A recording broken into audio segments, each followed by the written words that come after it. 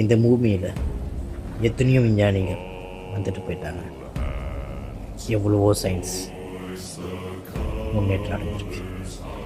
ஆனால் நம்ம பூமியிலேருந்து ரொம்ப தூரம் இல்லை, விண்வெளியை ஆராய்ஞ்ச அளவுக்கு நம்ம பூமியிலே இருக்கிற கடல் யாருமே ஆராய முடியல. அதாவது விண்வெளிக்கு நிறைய நபர்கள் போயிட்டு வந்தாங்க. இன்ன வரைக்கும் ரொம்ப ஆழமான